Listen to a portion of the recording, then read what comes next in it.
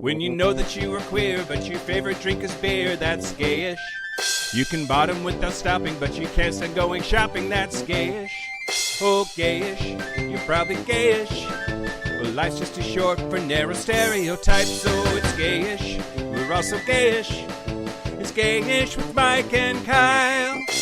Hello, everyone in the podcast universe. This is Gayish, the podcast that likes its D&D combat like it likes its men. High in initiative and raw. Wow. With a low armor class. I'm Mike Johnson. And probably a barbarian. I'm Kyle Getz. We're here to bridge the gap between sexuality and actuality. And today, he can tiefling me all over. We're going to talk about biting. Nom, nom, nom. We're going to talk about biting. As voted on by you, the listener. Yeah. But first, here's the news. Shut your mouth hole, it's time for your ear holes. News. Okie dokie.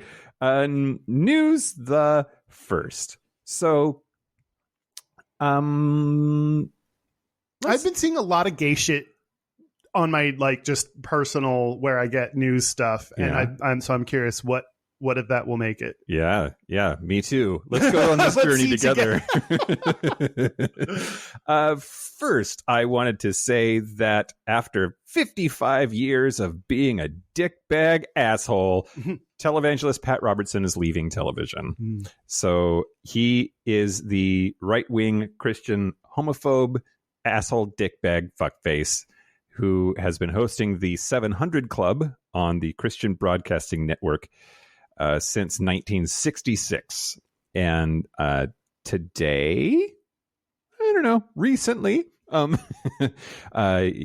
was the 60th anniversary of the show, and he announced that he is stepping down. Quote, "Today's show will be my final as host of the 700 Club. My replacement will be my very capable son, Gordon, who will take over as full-time host of the program." Gordon. So I thought, Gordon. Is Gordon an asshole? He already sounds like it. The apple did not fall far from that tree. Great.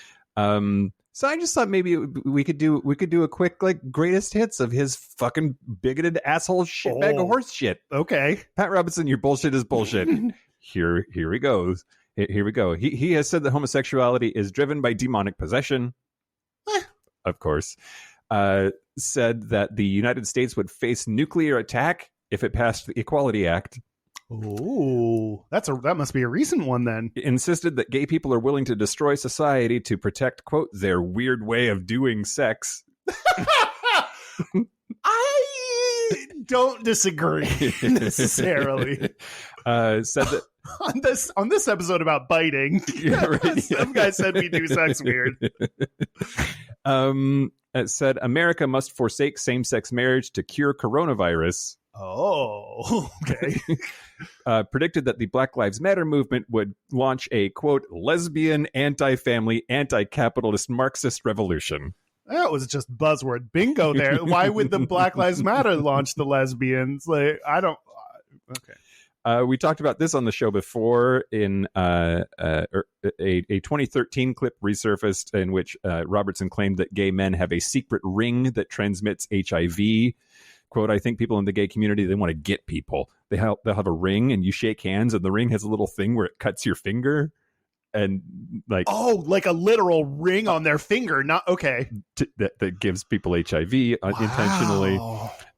His co-host Terry questioned this claim, asking, really? And he said, really? It's that kind of vicious stuff, which would be the equivalent of murder.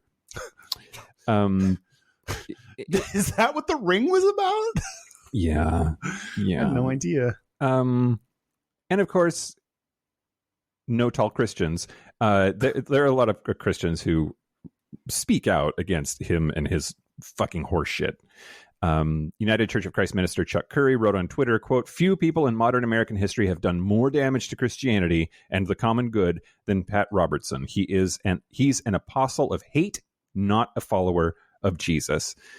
And I agree. Yeah. So good riddance to bad rubbish, Pat Robertson. Is it for a good reason, like he's dying or something? Or is it he's 91 and tired? Yeah. Okay. Well, bye. Hey, Gordon. by lay on the new shit. Hey Gordon. Okay, so next Gordon is probably like unfortunately very attractive. Like that's what I imagine. Oh, I doubt it. Really? If he's picture Pat Robertson's son, Wrong. he's still super old. Wrong. Okay, Wrong. that's great. Yeah, That's helpful. Gordon is not hot. Gordon is currently 63 years old, and I'm okay. Yes, I'm not that that's the reason he's not hot. He's just not hot. And it's worth noting that Pat will still stop by the show whenever he has a quote revelation end quote to share. Yeah, yeah. There's an entire chapter of Revelations that I think was already like we kind of set that in stone. I think they were Dunskies with that. I think but the Bible is the final version. You know? Yeah. Yeah. Instead, like they're trying to get a new Bible a new chapter, a new book added to the Bible. It's Matthew, Mark, Luke, John, Pat. Okay, news the second? Yeah. Great. So on September the 18th, 2021, the ACLU tweeted this.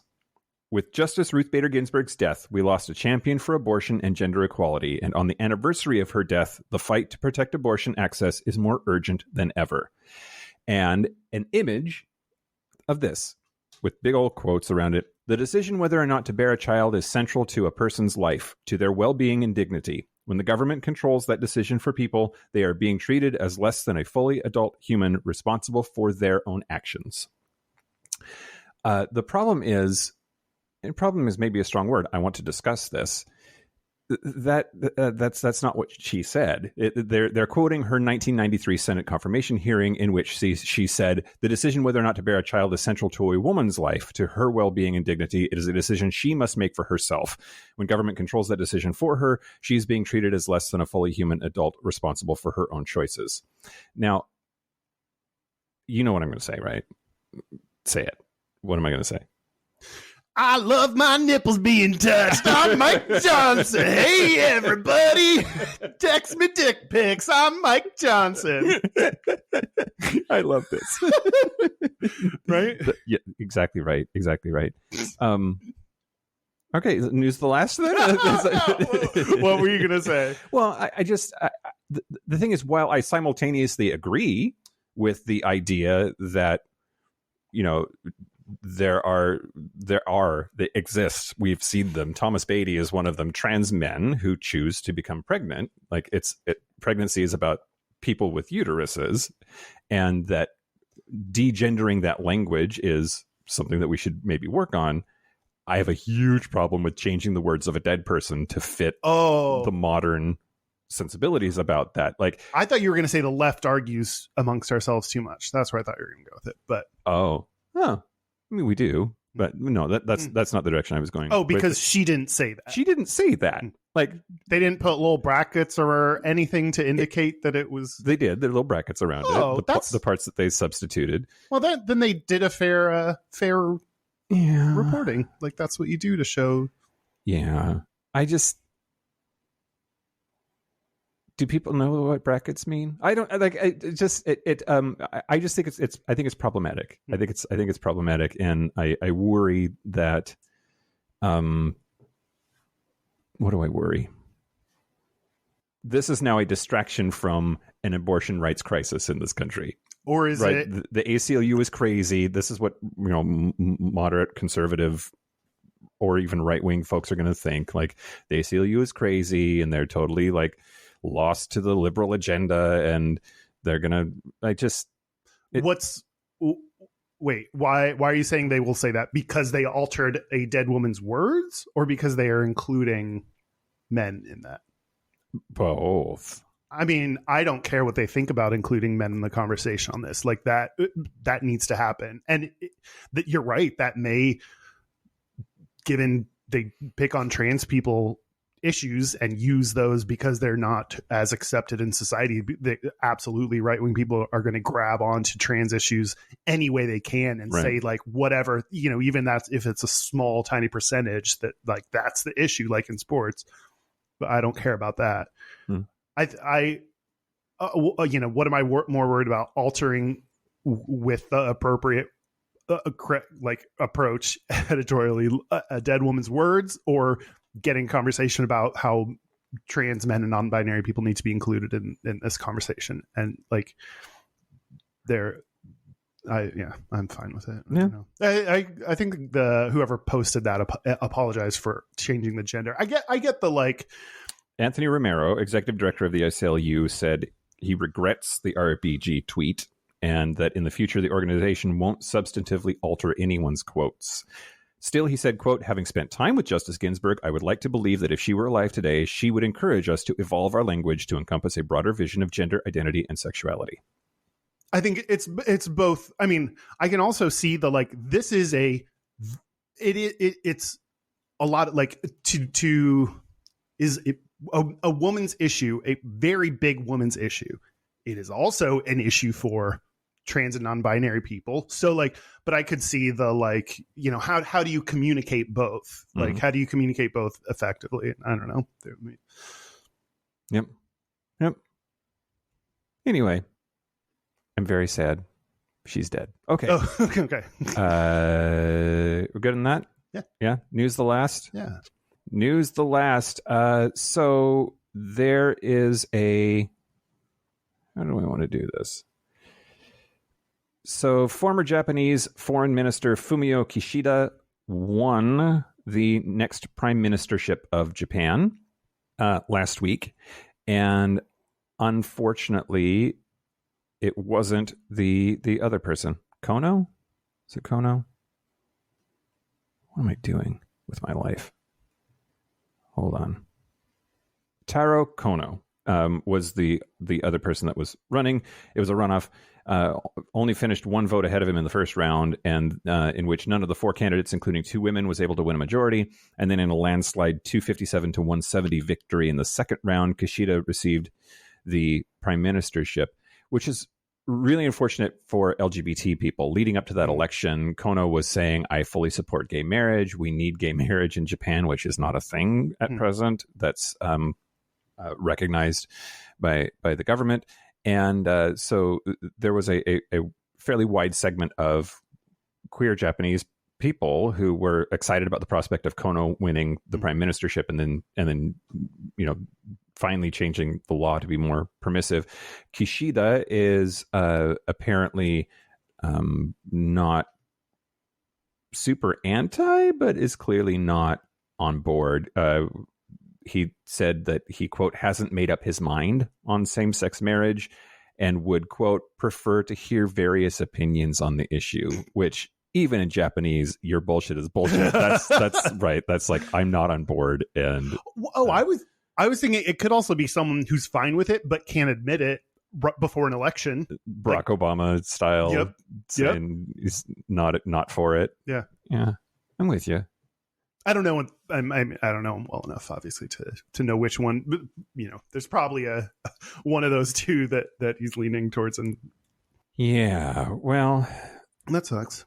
Yeah, a lot of people are saying that he's not going to be, that he's sort of an uncontroversial, not going to change anything, like stable status quo choice for Japan. And but it is better than Abe, who is the outgoing PM, who is a staunch conservative. So we'll see.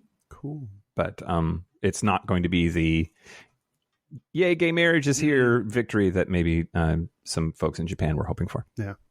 That's the news. Speaking of people we are very excited about that did win, is the following Patreon members. The following prime ministers of Japan. The following prime ministers of Patreon. Our new patrons, we are so almost caught up. Tesla 727. Sure. If that is a child of Elon Musk, probably the normal named child of Elon Musk. David Tring, Shane Gogan. Isn't that the name of one of the characters in Dragon Ball Z? Oh, maybe. No, there's something. Dexter N. Ooh. That's part of your address. That's almost your address. Oh, yeah. And Wadu. Two What? D's in case that is important to you. 2 E's? Yes. It's silent E's. D's. Owadu.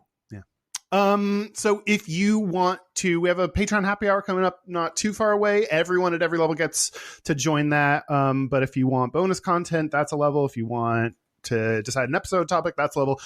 Today we're doing every month the Gap Bridgers get to vote on 3 options that we pick, and this episode is one of them. And people who are $5 and up get to do a tiebreaker vote, which we almost needed one at first until biting ran away and won. But yeah, so a lot of cool benefits. Join at patreon.com/gayish podcast. Yeah, do it. Do you want to talk about biting? I mean, that's why we're here. I know, but we just have to say that to really like get our yeah, if you said no, that would make for a weird episode. Let's talk about biting. Yeah, so You this should make sure you talk about those of us who lost the vote this time and who picked what. Oh, yeah, that's true. That's true. So I did biting. Yep, great. Kyle's the winner. When it was close, when it was tied up, I was like, what? I clearly have the best one. Like, I was very confused. Yeah, Jack-o'-lanterns almost won, which was mine. Yeah, there was a moment where I thought I got called out. Joe and Dallas called me out. He's like, you didn't even try to hide your pick. Your like, dumb pick. Yeah, like, I don't know. But now that my perfect losing streak has been broken, I don't care anymore. You don't know what your approach is for these. Yeah. I just Dan's going to talk about in a Patreon episode at some point, probably like spooky dead sex with birds while ghosts are howling and werewolves are showing their butts. I don't know, something like that. I wish. It's just gay necrophiliac birds that I'm going to be talking about for an upcoming Patreon episode. Yes. I was pretty much there. Pretty much Yeah. Yeah. A little bit of extra set dressing on that, but yeah. Sure. The werewolves are around, probably. Okay, yeah, biting. I'm going to start by talking about rough sex. Rough sex. Per usual, I will start with rough sex. Yeah. And see where it goes from there. Because that includes, I read a study called What is Rough Sex? Who does it and who likes it? What is love? Baby, don't hurt me. What is rough sex? Baby, do hurt me. Some more. Findings from Is that not on our list? I doubt it. Yeah. Findings from a probability sample of U.S. undergraduate students. Okay. This appeared in the Archives of Sexual Behavior in 2021. Ooh, fresh, hot off the presses. If you're listening to back episodes, that's what year it is right now. There's sometimes I listen to like old, I don't know what year they're in, and then they mention Corona, and I know like, oh, at least like what range. Yeah. We're in 2021, in case that's unclear to back listeners. This was done by Debbie Herbnick, Tu Cheng Fu. Thanks for everything, love Julie Newmar. What? Nothing. Say that second name again. No. Okay, great. Okay. Tsung Jae Fu. Yeah. Dubravka Sevdina Valdiva, Callie Patterson, Yale, Ronastock Gonzalez, Lucia Guerrera Reyes, Heather Eastman Muller, Jonathan Beckmeyer, and Molly Rosenberg. So many people. So many people were so interested in rough sex. What is rough sex? What is rough sex? They, in order of their, I didn't like, there was an entire preamble about how each of these different studies that have looked at this define rough sex. Like the researcher defined it, so people didn't have an option. It was like very interesting. Like, what did they include in rough sex? And anyway, this one, they allowed the users to define what was included. And so people could check off like, is this rough sex or not? And I will read the things included in rough sex in order from most included to least. From missionary to Klingon. Here we go. Is that the range of your sexual dynamic? That's the scale. Yeah. Okay. So most included choking. Yes. Then hair pulling. Yes. Spanking. Yes. Spanking feels like such an, I don't know. I don't do like bottom spanking. Like I got spanked once and I was not ready for it. And I was like, Like on the butt? Yeah. And did he say you're a bad, bad boy? No. Oh, okay. No. That was But I was like, I feel like we should have talked about this before it happened. Let's see. Being pinned down was next. Yeah. Being tied up, which that to me is different than rough sex. Yeah. Like I put that in a different category, but Yeah. these people don't. Same. Hard thrusting. Okay. Because some like getting railed. Yeah, I just picture stereotypes. I just picture this like Christian lady who's had sex with one person, her husband, who she married at the age of 18. Mm-hmm. Like his husband thrusts a little bit harder, and she's like, "Ooh, I just had rough sex. I'm wild." Right, As she drinks, white wine with her friends. She said the wildest sex. He did a really hard thrust. Yeah. Yeah. But then comes slapping. Slapping? Mm-hmm. Like in the face? It did not define. So that's what isn't spanking just a slap on the ass? Yeah. What is spanking? A non-ass spanking. A non-ass spanking. Yeah. Spank my face. It's a weird way to describe it. Scratch. Oh no. And then biting. Okay. And then let's keep scratching, throwing someone onto a bed. Ooh. Tearing clothes off. Punching. Mm-hmm. Okay. And then why did you just made a face that you have to explain out loud? I don't know. Punching. Yeah. For some reason, that crosses a line for me. But then let me tell you about the last one. Making someone have sex. That's just rape. I don't, and 17%, it was far lower. Like all these were, anywhere from like 70 something to 50, 40 something. Like this one was by far the lowest at 17%.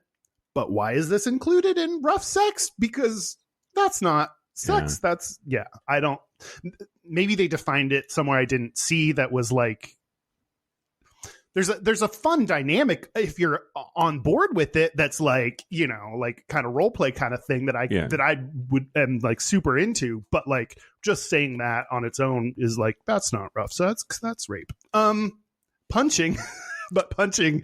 Punching. Butt punching. What is punching but a spank with a closed palm anywhere on the body? Let's define everything by its relation to spanking. I want a closed palm face spanking, please. Or like when you meet a new business person, you spank their hand very slowly with your palms and jostle before releasing. Okay. I didn't mean to spend so much time on just what is rough sex. Another interesting thing. This included trans and non-binary people in their study, which this is the one. However, it categorized people as men, women, or trans and non-binary, which is that's very problematic. I didn't realize it until this. I think now we will see more and more studies that do include trans and non-binary people, but in ways that show they don't totally get it, because trans is not a separate category from men or women. Right. Non-binary is, but not trans. So any hoomsels, the study found, let me just cut right to it. Let me spank right to the chase. Yeah, sure.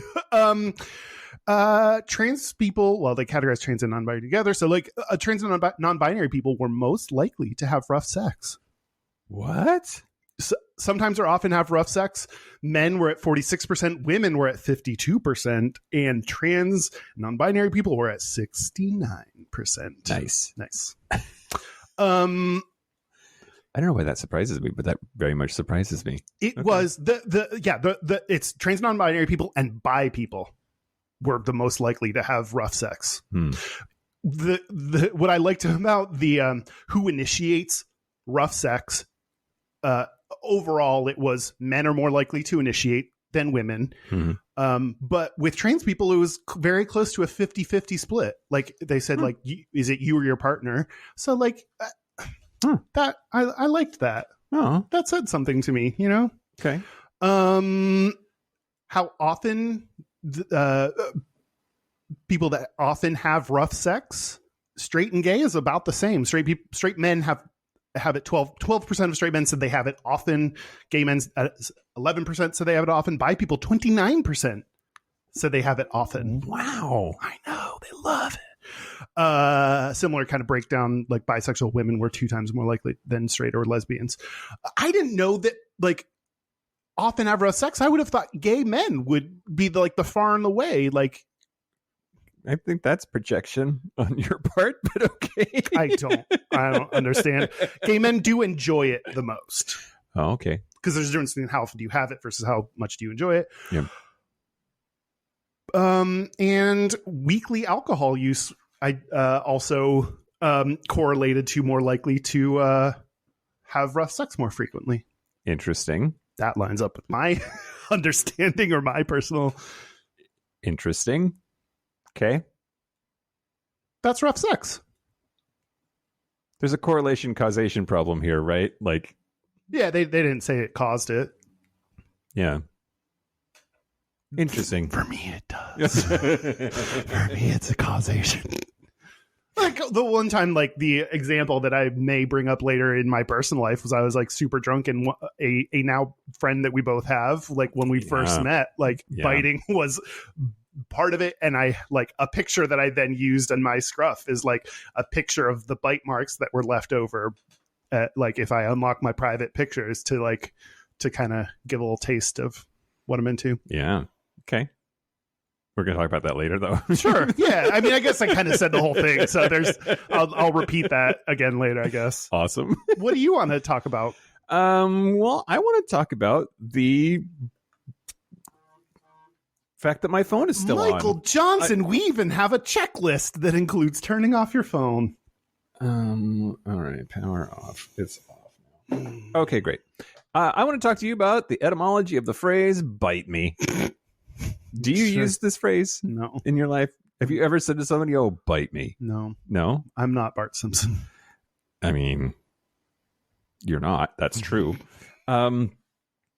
Yeah. So what do you think it means? If you had to guess what the etymology of it is, what would you think? I mean, what is bite me but asking someone to spank you with their teeth? I don't know. No, I have no idea. Okay. So I'm vampires jumps to mind. Vampires? Maybe that's just because I looked up stuff about vampires. Well, so let's see. My good God. Okay, so one suggested etymology is that it came from teenage boys in the late 1940s and early 1950s. Did not expect it to be that early. Yeah. They used the expression to show their extreme disapproval with actions or statements made by others, teenagers and sometimes adults like teachers. It started as suck my dick. Take me through the progression then to bite me. Yep. So during the 1950s, it was seen as a homophobic phrase, and given that during the time nobody wanted to be labeled as gay or a homo, saying suck my dick to someone meant that they were gay or a homo. Suck my dick was actually a short form of the phrase suck my dick, you little homo, being the complete expression. Oh, I love it. And it was this expression that was the source of 2 other expressions, it sucks or you suck. And then bite me emerged as the less vulgar and more appropriate shorthand variant. And bite me is less vulgar than suck it. I guess they're like it's very clear that the it is my dick and you are a gay faggot. Right, exactly. Yep. And it was the idea there, I guess, is sucking my dick isn't even an option. The only thing you can do is bite it because it's in there. You are a homo. You are doing oral sex on me. That's a given. Bite me is like, that's the only little control or influence that you have on this situation is biting my cock that's in your mouth. My dick is in your mouth and you're not sucking because I'm just shoving it very far in there. Right. And you can go, you can't. I'm so horny. Yeah. Straight Go dudes are so gay. Yeah. I'm going to shove my dick so far down your mouth. The only option you have is bite down, you little faggot. Like, that's so gay. Yeah, that is so gay. Yeah, it's super gay. And a problem, right? But like I don't know what I thought bite me meant. I certainly didn't know that it was like a homophobic slur in disguise. I didn't know that the me was my dick. Like, I didn't know that was I knew that the it in suck it was my dick, but I didn't know Yeah. Okay, so now that's actually a controversial etymology that linguists are not in total agreement about. Oh, I didn't know. I didn't know we were getting into controversial linguists' opinions. Green's Dictionary of Slang, which is a rather influential collection of the etymology of various slang phrases, says that bite me means the same as bite me in the ass. So not the cock, but the butt. It says this dictionary says it originated on American college campuses in the 1980s, and says that it is an exclamation of a generally derogatory or dismissive nature. That makes more sense to me, honestly, than bite my dick real hard. Random House Historical Dictionary of American Slang lists bite me among expressions equivalent to go to hell or fuck you, usually considered vulgar, and included in that list are bite my butt, which Random House dates from 1958, and bite me in the ass, which is from 1963. Some slang dictionaries interpret bite me as an invitation to fellatio. Which the kinky linguists have found that similarity. Yeah. But unless there's some reason to think otherwise, it's likely that what's supposed to be bitten is the butt. Bite me. Mike Myers entered that into modern parlance in 1991 with Wayne's World. And there was a 1992 episode of the sitcom Married with Children, and in which a character yells "drop dead" and the other one retorts "bite me." I bet Ed said that to Patty. Peg. Yeah. Maybe. Ed, what's the character? I don't know the character's name, but that's okay. Yeah. So I don't know which one is right, but you think which one do you think? Is it butt or dick? Butt. It is butt. You think? Yeah. Okay. That seems pretty. Yeah. All right.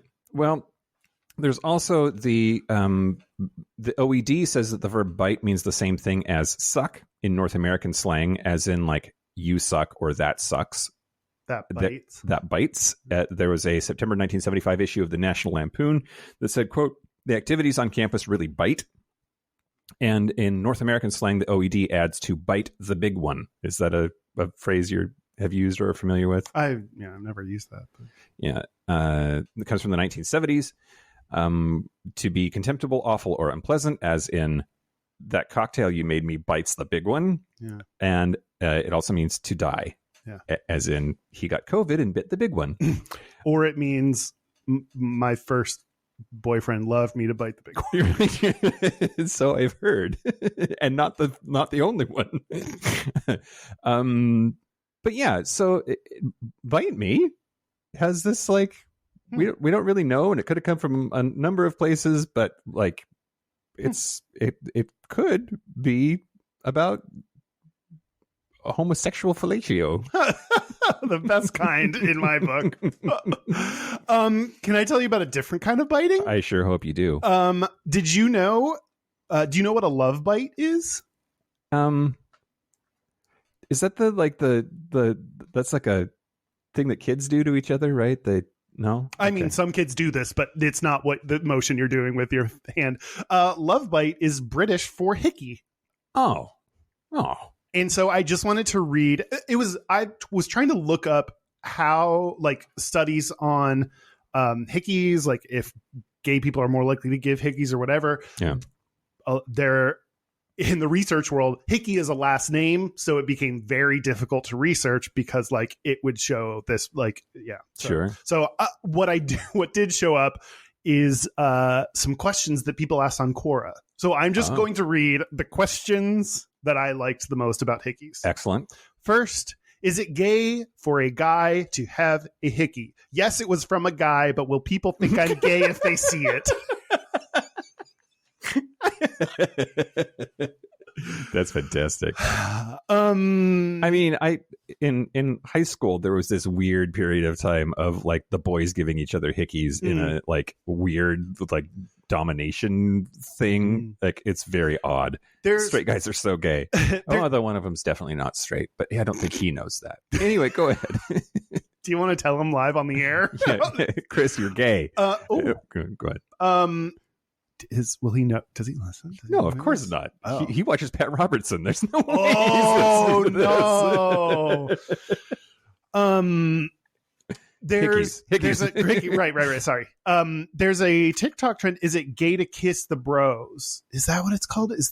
And so like they and then the other person will say no and kiss them on the cheek. Oh, it's very sweet. That's adorable. I think it is a reflection of is it gay to kiss the bros? Yeah, I think that is a TikTok has to me shows this like modern. I'm sure there's shitty parts on it that I don't know, but like shows the modernization of what it means to be a man, and like the fact that you can publicly like be kissing your bros on the cheek is like just one example. I think it's sweet. And I think like when you're a kid, you have all this, even if you're straight, you have all this sexual energy that like other dudes do too. Sure. And so like I can't, suck on a chick's neck and I want to, but like, so I'm going to do it with my bros. And like, it's a little bit of a like release of energy that does not necessarily mean you're gay. Okay. No, I don't think so. But man, I remember when I was a kid, I had with one of my straight friends and still like married kids. So I believe it. Like we had this game where we'd act out songs, and Robin's Show Me Love came on and we like dry humped each other for a little bit. Sure. Like, okay. And I think it was just because like we had like all this sexual energy and we were just learning what masturbation was. So we were just so like horny all the time. And like, you just kind of do stuff with your bros, and I don't think it's gay. Wow. No, I mean, you're gay, Kyle. I am, but he's not. Sure. I just think that's common when you have so much hormones that like, yeah. I'm also a little bit more, I think, accepting of straight guys who do seemingly gay things maybe than you are. No, I don't think so. Maybe, but I don't think so. Have you? I at least used to be. Have you evolved on that? I for sure used to be more like, I feel like in the past you've been like, if a dude does like something gay or like, you I think that straight guy homoeroticism exists, and that there's a lot of it that can happen that doesn't compromise the identity of being straight whatsoever. I think dry humping to Show Me Love is not inside that safety zone. See, I absolutely think it is, especially like, yeah, I absolutely think it is. All right. Great. I was going to say like, especially as a like hormone riddled teenager, but I was thinking like, even like as an adult, like if you have a lot of sexual energy and you're not into dudes, but there's a warm body there that you want to like dry hump, and that like, I don't know. Right. That was just I was just going to read this. Okay. Second one, when a man puts a hickey on your neck, does it mean he loves you and doesn't want anyone else to have you? Okay. Okay. So this is, I think, okay. What?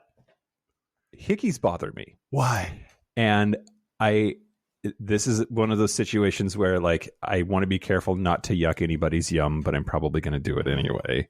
And like, it seems so unnecessary to semi-permanently mark somebody.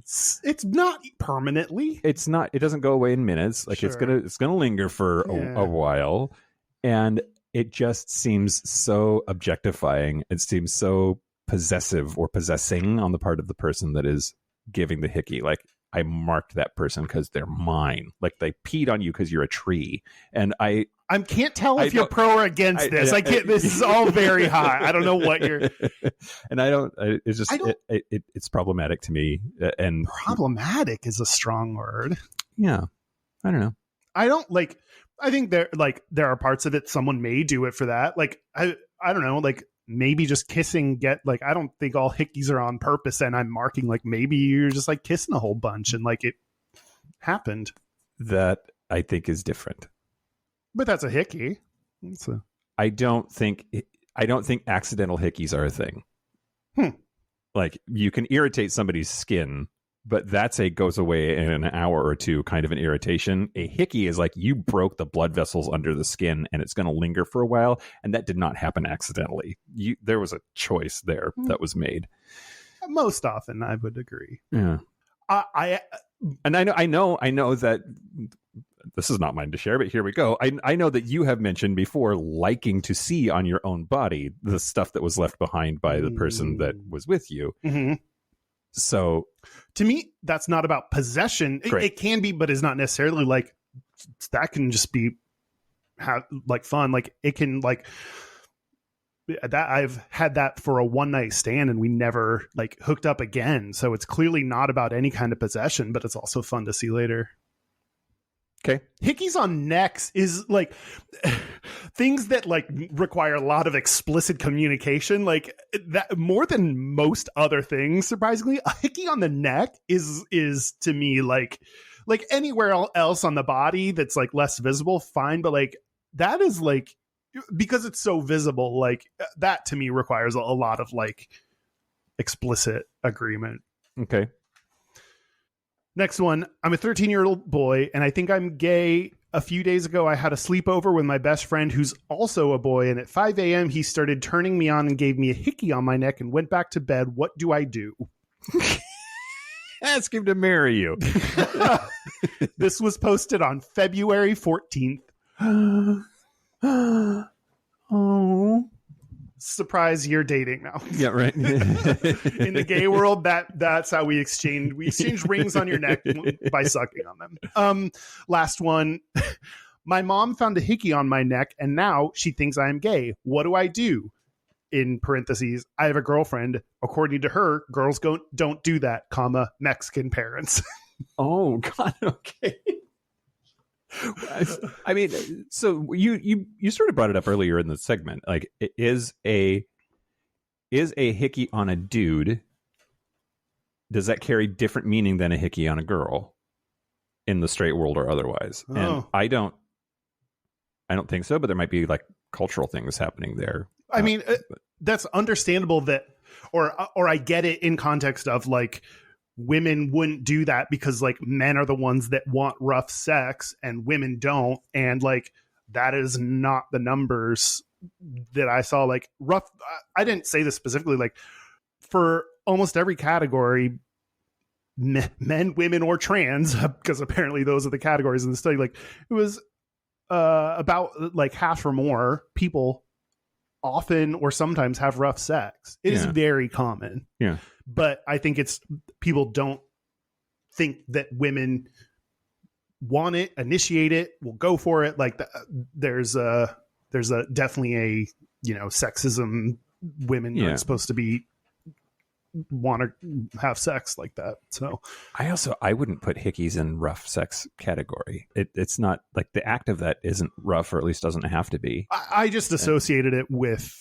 You're right. I don't necessarily think it's like sucking hard on a neck is rough sex. I just think it ties into, and no, that didn't even appear on this list. The only reason I bring it up is because I just think it falls into the same category of like, a woman couldn't give a hickey in the same way that, a woman wouldn't want very hard thrusts. It's only the dude that wants that, It's interesting now that I'm like feeling into it a little more, thinking about it more. A dude with a hickey, a straight dude with a hickey, that says to me not that he's done anything gay. There's nothing gay associated with it. But it does say that some part of me thinks it says that she is trying to mark him as her territory and that's emasculating somehow. Oh. And then that leads to emasculating means feminine means gay. Like there's some stuff there. Yeah. Wow. That could be like 10 therapy sessions for you to process. Cause that was like why is that emasculating? I know, I get we're not talking logic now. We're just talking like, why was your feeling that was emasculating? I don't understand where that would even come from. I mean, my ex-wife keeps popping up in my head while we're talking about it, and like that was very much like part of her gig was like domination and control, and those are traditionally masculine traits. And you seem to have a much stronger association with hickeys and domination and control than I do. Yeah, clearly. Because wow, huh? Yeah. Especially if it's somewhere visible. Huh. Yeah. There's something to that maybe. I have therapy tomorrow. I'll bring it up. Okay, cool. I want to talk about love bites. Is what you. What do you have? Love bites, but there's no biting if it's a hickey. There doesn't have to be anyway. Oh, like British people. Explain yourselves. Do you wait? Is this a good time to ask you if you like your nipples bitten? Sure. Is that a dominating control thing? We know. I know far too much about how much you like your nipples played with during sex. Everyone now does. Yeah, unfortunate side effect of having a podcast with your friend. Or not. Or is biting amongst the things that you like? Not right away. Like there's an escalation path there that ends in that. Sure. Huh. Yeah, but that's a relatively recent thing too. Like, biting nipples is a new discovery. Not a new discovery. It was something I knew that I didn't like not too long ago, and then now fairly recently discovered that I do, but only well into the experience. Why? That's interesting. I don't know. There's a I don't know. I don't know. I can't explain it.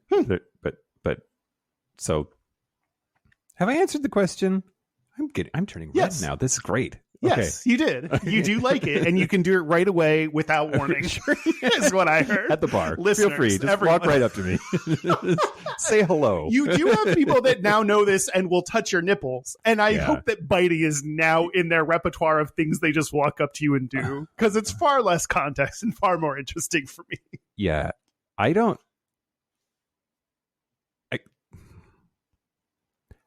I cannot. Oh no, Kyle. If people knew what it did to me, they wouldn't be so casual about it. They know what it does to you. I think at least the one person I'm thinking. Yeah. And it's fun for them. Okay. Can I touch your nipple? No. Can I bite it? Get away from me. Can we, for the video page, can I bite your nipple and see what it does? Oh, God. I have talked about this before. I went home with a trans woman before, and like she wanted her nipples bit so hard in a way that I couldn't personally achieve because I was like, I think I might puncture your skin here. Yeah. Like, I don't know if there was something. She had boobs, so I don't know if it was like there's just taking wild guesses. Like if you have an implant, then that makes it less sensitive or something. Like or if she just likes it real hard biting or something. But like I could not bite a nipple that hard. Like I physically, like I just got too nervous. Yeah, I mean, your teeth are capable of breaking the skin. Mm-hmm. So, I mean, if that one dude can bite that other dude's ear off in a boxing ring, like I could probably bite your nipple off if I really needed to. Yeah. Don't. I mean, unless they really then is it are you a cannibal if you accidentally bite someone's nipple off during sex? Only if you swallow it. What if you swallow by accident? What if it accidentally goes down your throat and you start choking, so you have to swallow it to free up your airway? Are you now airway? Are you now a cannibal? I don't know. Who knows? We'll take our next Gap Bridger poll. It will be a very weird one. And as we mentioned, I have also had two guys that I've hooked up with, that one boyfriend that I dated a long time and a dude that I just hooked up with that really liked dick biting. Yeah. And like, that is also a thing that we talked about this on the live oral episode a long time ago, but like that is a weird experience that not them. I had to build up to like understand the like how hard do you want this, and they wanted it to be bitten very hard. Yeah. I mean, I think about like, I don't know, like doing damage, right? Like the pain aspect is one thing, but like, what if like damage your dick, right? Like that would be, I don't know. I mean, dicks are resilient. Well, are they? Dicks are strong. They're independent. They're survivors. You can break your dick. That's a thing. Yeah, but then you fix it. No. Yeah, you go to the hospital and they put a cast on your dick. Oh God. What did you want? I just started talking about other random shit. Did you have other things you have to talk about? Well, I sure do. I mean, you're talking about dick biting. Sure. Oh, and by the way, Dan is going to talk about something about biting in Patreon. What is that, Dan? Snake bite kits. Snake bite kits. Which maybe to make your nipples larger and more enticing, to look like pepperonis on a pizza, so that people would be more likely to bite them. Yeah. You don't even need to get Patreon because I just gave you the answer. Mike, maybe I should invest in some of that. We'll see. After Dan talks to us, I'll let you know. Yeah, you'll that's in my Amazon shopping cart. Oh boy. I mean, I'm going to talk to you about the not fun kind of dick biting. Oh, okay. Yeah. So people who've had their dick bit off. Oh, okay. Right. So if you're squeamish, yeah, maybe there should be a trigger warning. I don't know. 30 seconds ago. So there is a urban legend, and Snopes.com looked at it in an article called "Once Bitten, Twice Shy," and the urban legend is various incarnations of the story of someone is going down on someone who is behind the wheel of a car. The car gets in an accident of some kind, and then like they're maybe dead, maybe not. Who knows? But the penis gets bit off because it's in someone's mouth at the moment of the accident that happens. This is why you were thinking about damage to penises. Well, there's that. Yeah. Okay. Yeah. And it's really it's interesting, I think, because there is a sort of what's it called? Like paranoia about that. It's like it's a psychological phenomenon. Intrusive thought? Intrusive thought, yeah. Well, penis captivus is the male fear of penile entrapment. Like the whole thing about like fear of what's on the other side of a glory hole. Oh. That's like a universal penis haver fear. And that fear this penile entrapment. Yeah. Interesting. But the reason that this story or stories like it disseminate so quickly as a meme is because there's something psychological that it really speaks to our fear. And it's interesting. So Snopes initially rated this one as a false, as they could find no example of it actually happening from a reputable source. I want you to stop there. Okay. Okay. I mean, I want that to be the answer. Yeah. Well, so then in May of 2009, there was a news story that was supposed to have taken place in Singapore and was reported in the Chinese press that while orally servicing her boss in a parked car at a local park, a secretary bit off the man's penis when the vehicle they were in was struck by a van. Oh. And a private investigator that had followed the woman to the park on behalf of her husband saw the car begin to shake violently, presumably as the couple was going at it. Then after it was struck, heard the woman scream and saw that her mouth was covered in blood. The article reports that the woman later followed her lover to the hospital with part of the sexual organ she'd nipped off. And Snopes then changed the rating to mixed or unknown, mostly because Chinese newspapers, quote, are not bastions of journalistic correctitude. But then not in car situations, there are a couple of examples, and I'm just going to share just one of them for time. But and for my own Yeah. feeling okay with everything. The New York Daily News, which is not necessarily totally journalistically fantastic all the time, but had in February 20th of 2015 had an article. The headline is, quote, Oklahoma man woke to girlfriend biting his penis off, police. Comma Mexican parents. An Oklahoma man says he nearly lost his penis when he woke to find his girlfriend trying to bite it off. A night of drinking and arguing led to the painful arousal when the victim said he found Amber Ellis, quote, biting his penis off as he slept on the couch Thursday, KJRH reported. He told Tulsa police he fought the 31-year-old off, but in the process, she hit him in the head with a laptop computer. Oh, my God. Rough sex, man. This is not wanting to have sex, forcing someone to have sex. This is the other category. Their earlier argument was over his accusing her of being too needy, he said. He was hospitalized, given several stitches to the base of his penis, as well as treatment for injuries to his head, face, neck, fingers, and knee. Ellis was booked into the Tulsa County Jail on charges of maiming and assault with a dangerous weapon. She's being held on $45,000 bond for both charges. So it's not funny in spite of how we're acting. Yeah, but also it's hard to get all the way through a dick. Like, it doesn't have part of the if you said that in a very different context, I would have disagreed, but okay. It's like, it's not easy to do. Mm-hmm. You have to have some pretty good chompers to accomplish that. But yeah, anyway, I'm gonna change the subject completely, if that's okay. I don't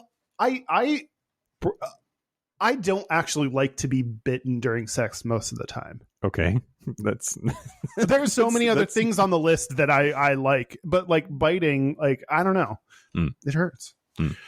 But you know who does like biting? My mom? I don't know who does she? Weigh in the comment section below. Like and subscribe. Vampires. Oh yeah, vampires. Okay, great. So I read a few things about I started with, are vampires gay? Because it seemed kind of gay yes. to me. The answer is yes. Okay. There's one article by this dude, Stephen March, who in an article, What's Really Going On with All These Vampires, he wrote this, I think it was in 2009 maybe, but he wrote this around when Twilight was sure. big. He said, quote, vampires have overwhelmed pop culture because young straight women want to have sex with gay men.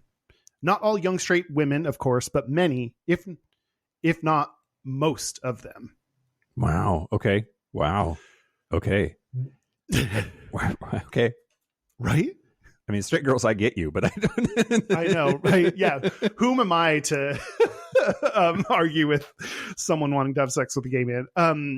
This reads to me very much like, and this has been published in the New York Times and Esquire and has books verified on Twitter, which is the source of authority on if you're legit. But this reads to me very much like people who I've heard you talk about, like Star Trek or sci-fi, like, oh, all of a sudden they made it political. It's like, that's not.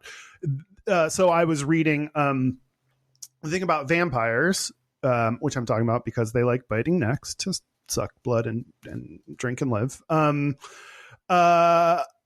The thing I didn't think of with vampires is, unlike other monsters who are like zombies was a comparison, are just after, like, they are, gross and weird and crazy and just want to eat your brain, and that's it. They're like just all monster, nothing redeeming about them. Vampires are more complex than that. Yeah. They have like, and basically, like, vampires sucking your blood is a metaphor for sex that doesn't at all talk about sex. Yep.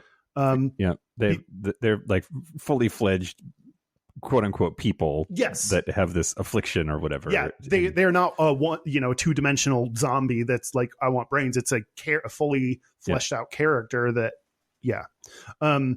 they are used to depict society's fears at the time, which is why, like, sucking blood or like as a metaphor for sex is like how they were able to talk about in Victorian times sex without getting into it. The first lesbian vampire appeared in the 1871 novella Carmilla What?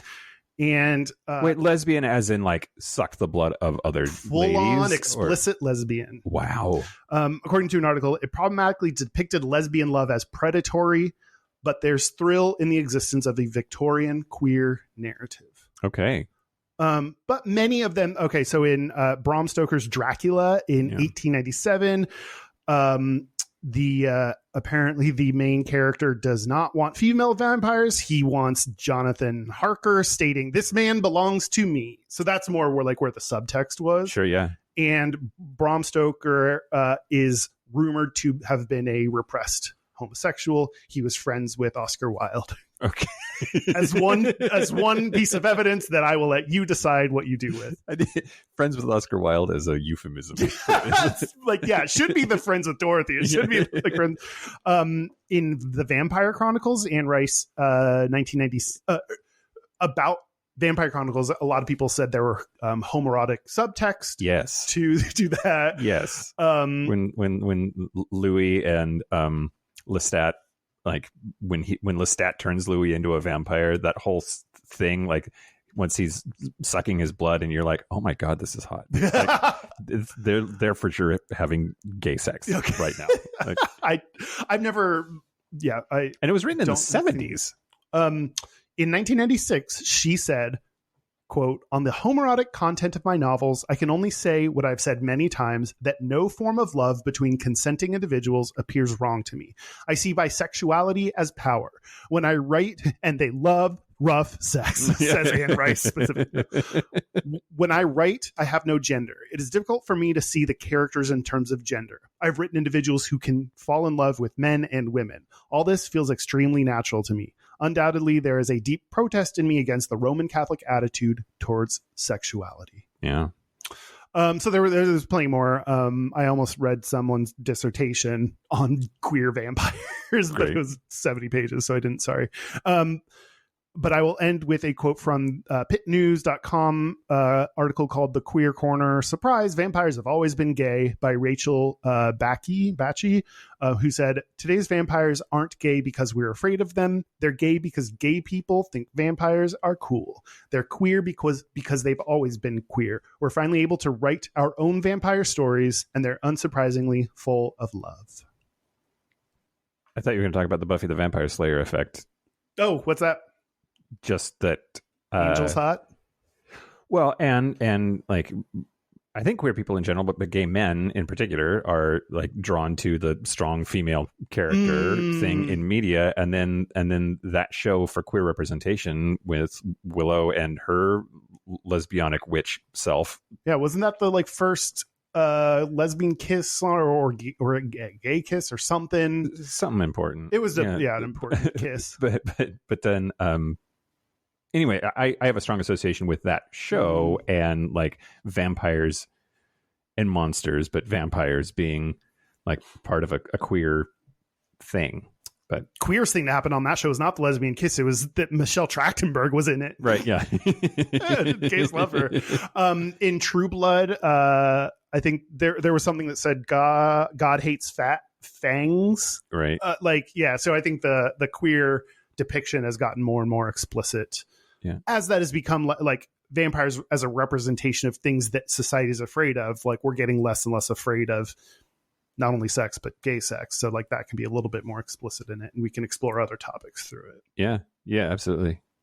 Yeah. True Blood as an allegory for gay rights is really interesting, right? That like, because part of that universe, vampires are living among the humans now. And what does that do? And it's the same thing for gay people. Like, we're in the media, we're among you, we're not in hiding anymore. Yeah. Interesting. Do you want to say anything else about biting? I do. Are you ready for this? I'm ready. I don't know. After your last segment, I'm a little gun shy. Yeah. A little dick shy. So I found an article, and it goes over the 13 secret signs that tell you what a man will be like in bed. Ooh. Yep. And I'll go through. One, how he fucks your friends. I'll go through a few of them. But the first one, and the reason that it ended up here on the show, is he bites his nails is one of them. What do you think that says? It says he's so good in bed, he'll do real good sex to you, and you love it. I bite my nails. Yeah, sure. It says nail biters push themselves to the limits, hence the stress-busting biting habit, by pushing boundaries and going to extremes, which usually equates to passion. It might not look attractive, but it can mean they're a great lover. No, it means they're full of anxiety and have no other outlet but biting their nails. And so if you like being scratched, they have pointy edges to scratch you, but don't let them finger you. Right? That's the full text of what it should have said. Sure, yeah. He owns a dog. What do you think that says? He's a passionate lover. They're used to putting others' needs first, which is handy in bed for you, and used to dealing with doggy drools and molting hair, so unlikely to be a hygiene freak. Your old dog drooled like nobody's business. So that is, I believe that is a sign that, you're not as grossed out because you had to wipe his face a bunch. Loopy handwriting? What do you think loopy handwriting says? Gay.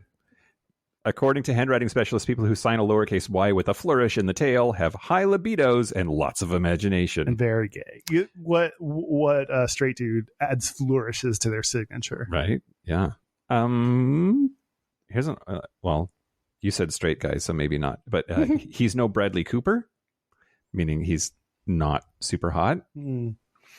If he's not terribly good looking, he's not inundated with women pressing their bodies against his, so it's likely he'll spend time and effort keeping the ones that do.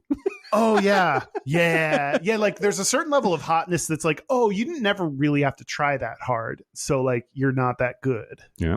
Yeah. Yep. Anyway, I just there's a bunch of them. One of them, like flexible thumbs, apparently. The ancient Chinese believed that the more flexible your thumb is, the more adventurous the lover. And have you ever fingered someone with your thumb, like stuck your thumb in there like they're a plum? Absolutely. Really? I just realized I've never done that. Sometimes you run into somebody with a tight butthole and you need somewhere between one finger and two, and your thumb is like, at least my thumb is a pretty good intermediary there. And do you give that a thumbs up? Oh, it's my butthole I'm talking about. No, I'm kidding. You stick your thumb up your own butt? What's the etymology of that? Bite me and thumb up your butt. Yeah. I've never thought about just putting your thumb up a butt. I might be stuck on this for a while. I mean, why not? I don't know. Because it's just like, I don't know. It feels this makes great audio content. We're just thumbing the air, pretending to play thumb wars with ourselves by like spinning our thumbs around. I just think of having more like control or range of motion with my index finger. Just like you use those more often, but like you do.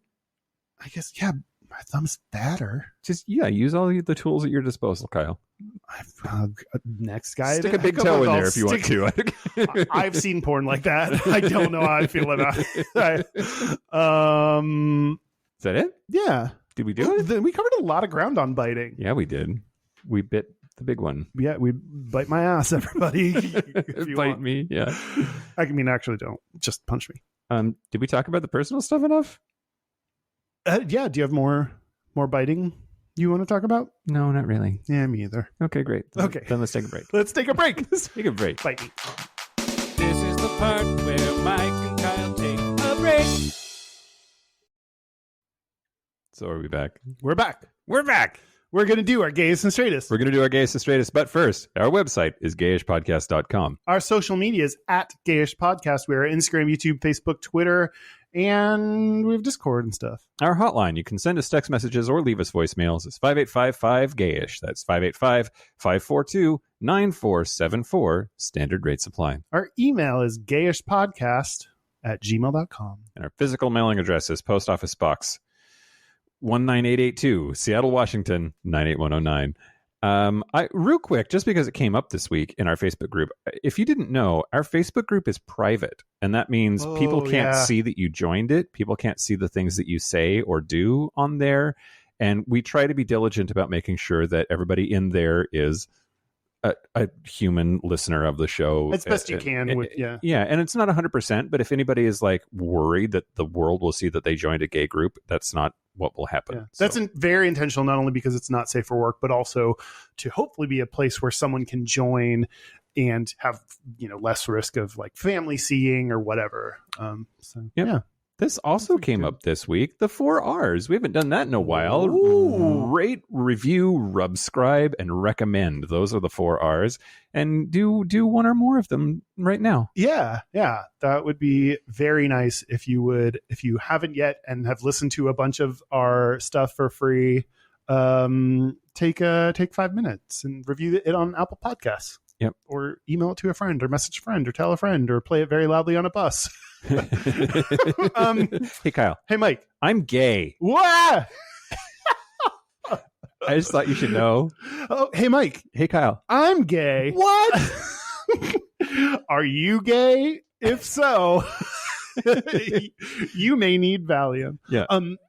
It's National Coming Out Day on October 11th. It is National Coming Out Day. It is also Canadian Thanksgiving, which doesn't really count, and Indigenous Peoples Day. Indigenous Peoples Day. So if you're an Indigenous Canadian who's gay, this is the best day ever. It's all of your things all at once. A couple of other programming notes. It's October is also LGBT History Month, which I think a lot of people don't realize. It coincides. We talked about it on Have a Nice Gay. Mm-hmm. And it coincides with not only in the U.S. National Coming Out Day, the first and second marches on Washington for gay rights, something else. But anyway, so yeah, the entire month. So read a book, everybody. Do a report, get a book. I've said that before, and you all didn't have these ads. Rab, Dar, Gab. Rab, read a book. Dar, do a report. Gab, get a book. Okay. Great. Couple of programming notes. Okay, sure. This isn't a programming note. I don't know why I just said that. So we did not win the podcast awards, but our very good friends over at If These Ovaries Could Talk did, so we feel pretty okay about losing. Yeah, they're amazing. If you haven't checked them out, we've been on their show, so you can start there, but they talk about LGBT families, so congrats. Yep. To the lesbians. Yep.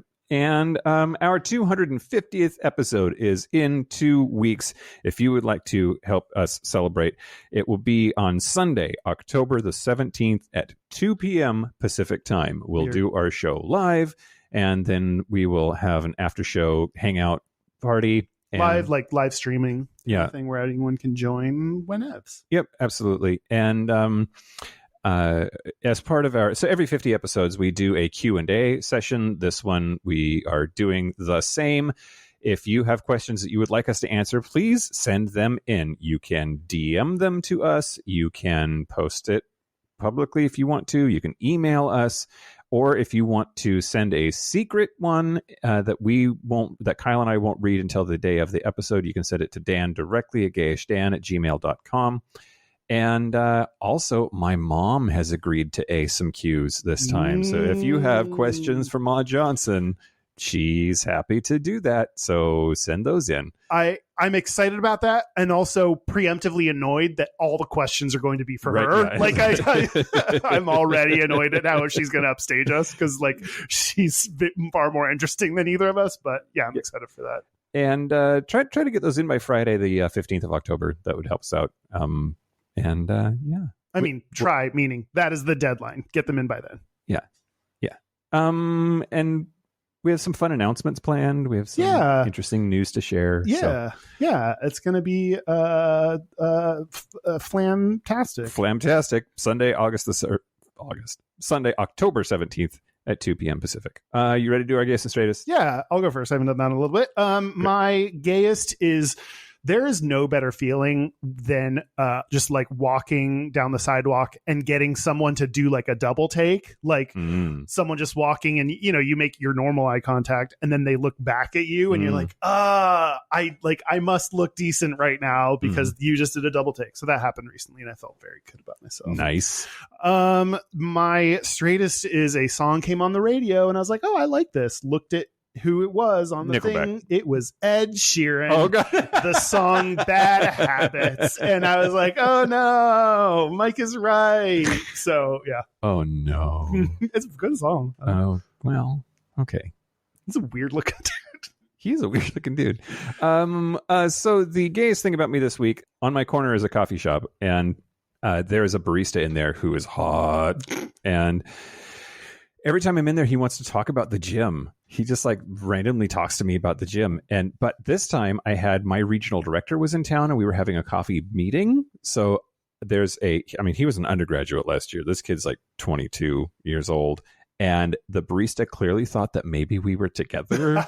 And then I ran into somebody that lives in my building and he very clearly thought that maybe we were together. And then we ran into my neighbor coming back up to my place. And I'm pretty sure she wondered if we were together. I had this like, their body language and eye contact and things they said were like, are you banging that dude, Mike? Like, are you dating someone? Yeah, exactly. Are you secretly, to both of you, dating someone? Yeah. No. Okay. No. Just frat shit.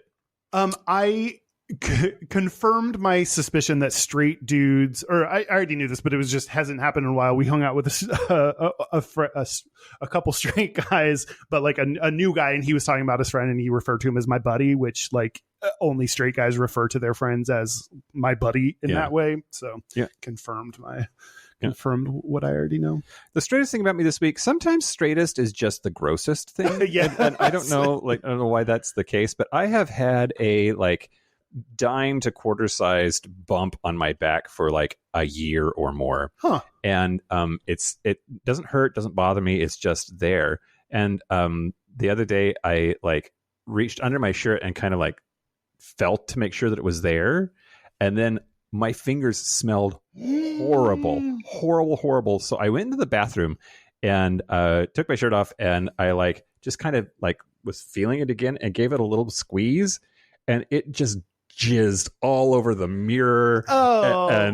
And it stank so bad. That sounds bad. If it smells, it is that so infected? Bad. Well, I mean, I'm gonna get it checked out because it's still there. But it's probably a sebaceous cyst. Usually, the smell does not mean infection or like a boil or anything. It's probably a sebaceous cyst. That's my new drag name. Yep. A listener's Gayest or Straightest ish. It's a Gayest or Straightest ish. Was a DM that we got on Instagram. It says this. Okay, here we go. To start, I love your show and I love all of you. Been a fan from the start. Just recently got caught back up with all the episodes, so I'm feeling nostalgic. And I have always been nervous about sharing my story about how I found out about your show, but love telling everyone how I found it when I recommend it. So I bought a Subaru and was looking for a podcast about cars/Subarus. And funny enough, I stumbled across a gay podcast about Subarus, and the rest was history. Not sure if that counts as my gayest or straightest, but I feel like that's pretty far up there on both gay and straight. I always joke with my friends that I was a lesbian in a gay man's body, so this show is a perfect example of not fully fitting the stereotype. I know you guys, of course, don't really know who the fuck I am, but I feel like I definitely relate with all of you independently, and I absolutely enjoy everything that you guys have done. Kyle is my mind, Mike is my heart, and fucking Dan is my dick. LOL. Kiss emoji. I really enjoy that way.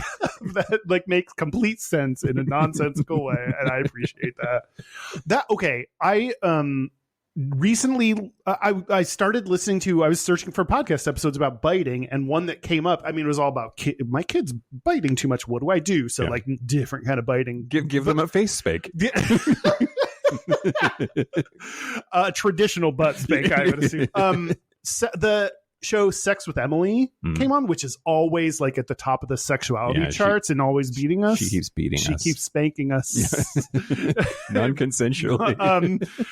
But she does way better at including like keyword rich descriptions and like you need to do she just podcasts harder than we do. She podcasts harder. She was also on like Sean Hannity. I didn't get to the biting part, but she talked about how like she was on the Sean Hannity show and like I was like, oh, okay, like this is why you're bigger than us. And, like anyway, thanks for writing in. That's very sweet and very sweet. Funny and so that is it. A special thank you to Pat Robertson for going away. Yeah. And to all of the dick biters in the world. Well, maybe not all. The asterisk consensual. And thank you to our super gap bridgers: Forrest, Nail, Patrick Martin, Anonymous, Explosive Lasagna, Christopher Farrell, Jamie Pugh, Kevin Henderson, Tipsy McStumbles, Thomas B, Dusty Sands, Chris Cagitatorian, Jerome York, Cian and Javi, and Ed Sheeran. Thanks, Ed Sheeran. Thanks, Ed Sheeran. That is it. This has been Gayish from the Chris Cacciatorian Studios. I'm Mike Johnson. I'm Kyle Getz. Until next week, be butch, be fabulous, be fit. See you next week.